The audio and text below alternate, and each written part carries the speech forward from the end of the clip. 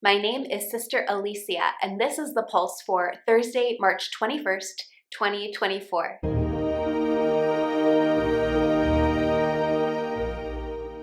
Hey, you looking at me? Tough guys in tough movies often say that to people they think are watching them. We don't have so much of a struggle as looking at other people, but rather looking at ourselves. How often ought we to be giving our time and attention to our responsibilities and our relationships? And yet, in our hearts, in our minds, we are gazing upon ourselves, focused on ourselves, most interested in ourselves. If each of us are honest, we know that we struggle with self-interest versus offering ourselves in love for those in our lives. As we get ready to live Holy Week in just a few days, that is really the invitation of Jesus to allow ourselves to be with Him, a living sacrifice for those in our lives.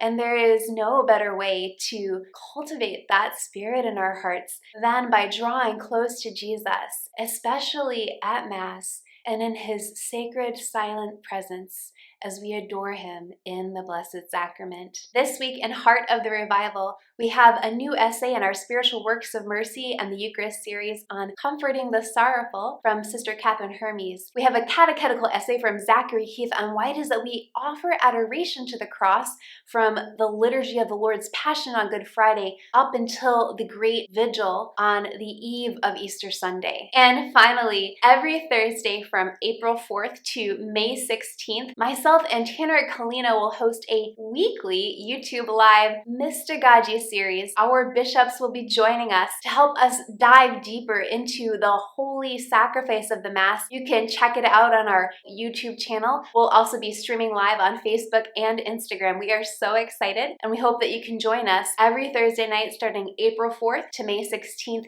at 8 Eastern Time, 5 Pacific. And now for revival news from around the country. From March 7th to the 9th, Holy Comforter St. Cyprian Parish in the Archdiocese of Washington, D.C. hosted a special 40 hours devotion dedicated to interceding for the success of the National Eucharistic Congress. Let me just say thank you so much to Monsignor Pope and his parish for interceding for our Congress. That is so wonderful. Monsignor Pope and the parish community have also been offering various opportunities for parishioners to grow closer to Christ in the Eucharist during this year of parish revival. Well, our permanent pilgrims are gearing up for the National Eucharistic Pilgrimage, which will kick off the weekend of Pentecost Sunday. Those who will be walking the Marian route have something really beautiful to look forward to when they get to the Shrine of Our Lady of Champion in the Diocese of Green Bay, where the new Apparition Chapel was recently dedicated by Bishop Ricken on March 2nd. The Eucharistic Pilgrimage will stop at the shrine on June 16th for Mass with Bishop Ricken, followed by a Eucharistic Rosary procession. As we continue to prepare for the National Eucharistic Congress this July 17th to the 21st, I want to share with you a short reflection from Bishop Stephen Lopes, the Bishop of the Ordinariate of the Chair of St. Peter. In a world where everything seems to be virtual, we forget sometimes what's real, and that seeing something and interacting with something on our phone or on the TV is not the same thing as interacting with a real person.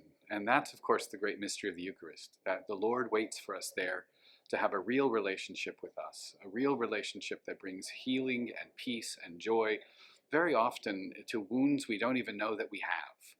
To encounter the Lord always leaves us changed, and so every single Mass, every single celebration of the Eucharist is an opportunity to encounter Him, to be changed by Him, to be healed, and to leave a little bit better.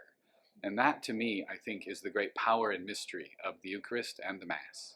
As we wrap up the Pulse for this week, here are some words from Monsignor Robert Hugh Benson. In the sacrifice of the Mass, he presents himself before the world, as well as before the eyes of the Eternal Father, in the same significance as that in which he hung upon the cross, performing the same act which he did once for all, the same act by which he displayed that passion of friendship in whose name he claims our hearts, the climax of that greatest love of all, by which he laid down his life for his friends. On behalf of Bishop Andrew Cousins and the National Eucharistic Revival, Congress, and Pilgrimage teams working hard across the country, thank you so much for joining us for the Pulse this week, and God bless you.